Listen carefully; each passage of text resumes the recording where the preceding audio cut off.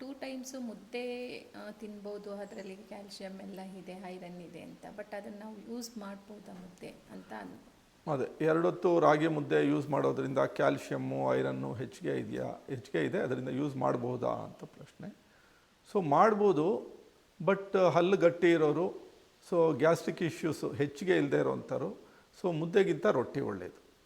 So ಕಾರಣ ಇಷ್ಟೇ, ರೊಟ್ಟಿ ಆಗೋದಾದರೆ ನಾವು ಚೆನ್ನಾಗಿ ಆಗೋದು ತಿನ್ಬೋದು. ರೊಟ್ಟಿ ಊಟ ಅಂದರೆ ಅರ್ಧ ಗಂಟೆ ಊಟ ಮಾಡ್ಬೋದು, ಬಟ್ ಮುದ್ದೆ ಊಟ ಅಂದಾಗ ಸಹಜವಾಗಿ 3 ನಿಮಿಷಕ್ಕೆ ಆಗೋಗುತ್ತೆ. ಜೊತೆಗೆ ಭಾಳಷ್ಟು ಜನ ಮುದ್ದೆ ಅಂತ ಇಟ್ಕೊಂಡಾಗ ಹೆಚ್ಚಿಗೆ ಸಾಂಬಾರು ಬಳಸ್ತಾ ಇರ್ತಾರೆ. ಆ ಸಾಂಬಾರಿಂದ ನಮ್ಗೆ ಹೆಚ್ಚಿಗೆ ಉಪ್ಪು ಸೇರ್ಬೋದು. ಯಾವುದೇ ಆಹಾರ ಅದು ಅಗದಾಗ ಶ್ರೇಷ್ಠ ಆಗುತ್ತೆ, ನುಂಗಿದಾಗ ಅದರದ್ದು ಒಂದು ಜೀರ್ಣತೆ ವ್ಯತ್ಯಾಸ ಆಗ್ಬೋದು. ಹೀಗಾಗಿ ರೊಟ್ಟಿಗಿಂತ ರಾಗಿ ಮುದ್ದೆ ಒಳ್ಳೆಯದು. ಆದರೂ ಸಹ ಮುದ್ದೆ ಬೇಕೇ ಬೇಕು ಅನ್ನೋರು ತೊಗೋಬೋದು, ತೊಂದರೆ ಏನಿಲ್ಲ, ತೊಗೊಳ್ಳಿ.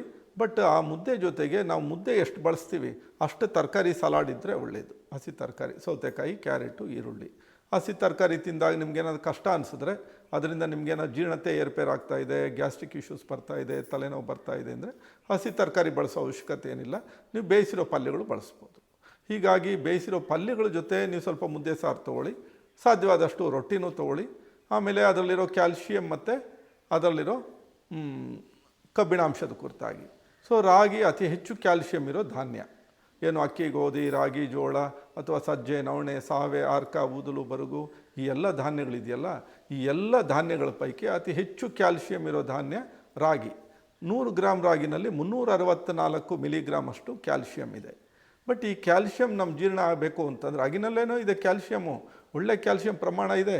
ಬಟ್ ನಾವು ಬಿಸಿಲಿಗೆ ಹೋಗದೆ, ವಿಟಮಿನ್ ಡಿ ನಮ್ಮಲ್ಲಿ ಕಡಿಮೆ ಇದ್ದಾಗ ಆ ಕ್ಯಾಲ್ಶಿಯಂ ಏನಾಗುತ್ತೆ, ಜೀರ್ಣ ಆಗಲ್ಲ. ಅಥವಾ ನಾವು ಹೆಚ್ಚಿಗೆ ಉಪ್ಪು ತಿಂತಾ ಇದ್ದರೆ, ಅದು ಸಾಂಬಾರು ಮೂಲಕ ಇರ್ಬೋದು, ರಸಂ ಮೂಲಕ ಇರ್ಬೋದು, ಉಪ್ಪಿನಕಾಯಿ ಮೂಲಕ ಇರ್ಬೋದು, ಸಾಂಬಾರು ಕುಡಿಯೋ ಅಭ್ಯಾಸ ಇರ್ಬೋದು, ಅನ್ನಕ್ಕೆ ಹೆಚ್ಚು ರಸಂ ಈ ಥರ ಸಾಂಬಾರು ಯೂಸ್ ಮಾಡ್ತಾಯಿದ್ರೆ ಆ ಮೂಲಕ ನಮ್ಗೆ ಗೊತ್ತಿಲ್ಲದಂಗೆ ಉಪ್ಪು ಸೇರ್ತಾ ಇರುತ್ತೆ.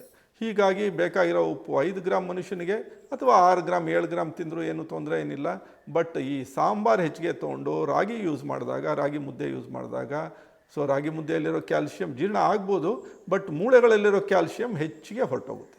ಅಂದರೆ ಹೆಚ್ಚಿಗೆ ಉಪ್ಪಿದ್ದಾಗ ಮೂಳೆಗಳಲ್ಲಿ ಕ್ಯಾಲ್ಶಿಯಂ ಹೆಚ್ಚಿಗೆ ಕರಗೋದ್ರಿಂದ, ಸೊ ಈ ರಾಗಿನಲ್ಲಿ ಕ್ಯಾಲ್ಶಿಯಂ ಇದೆ, ಬಟ್ ಅದು ನಮ್ಮ ಇತರೆ ಆಹಾರ ಅಭ್ಯಾಸಗಳ ಮೇಲೆ ನಿರ್ಧರಣೆ ಆಗುತ್ತೆ. ಒಂದು ಕಡೆ ಕ್ಯಾಲ್ಶಿಯಂ ರಿಚ್ ಫುಡ್ಸ್ ತೊಗೊಳ್ಳೋದು, ಇನ್ನೊಂದು ಕಡೆ ಹೆಚ್ಚಿಗೆ ಸಾಂಬಾರು, ರಸಮ್ಮು ಅಥವಾ ಉಪ್ಪಿನಕಾಯಿ ತೊಗೊಂಡಾಗ ಅದರಿಂದ ನಮಗೇನು ಪ್ರಯೋಜನ ಸಿಗಲ್ಲ.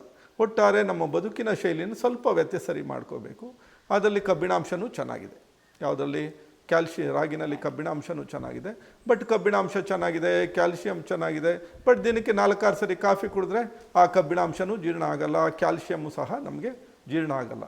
ಹೀಗಾಗಿ ರಾಗಿ ಮುದ್ದೆ ತೊಗೊಳ್ಳಿ, ಬಟ್ ಇತರೆ ಜೀವನ ಶೈಲಿ ಅಂಶಗಳನ್ನು ಬದಲಾವಣೆ ಮಾಡ್ಕೊಳ್ಳಿ. ಬಿಸಿಲು ಕೂತ್ಕೊಳ್ಳಿ, ಕಾಲ್ನಡಿಗೆ ಮಾಡಿ, ಆಗ ರಾಗಿ ಮುದ್ದೆ ತಿಂದ್ರೂ ತೊಂದರೆ ಏನಾಗಲ್ಲ.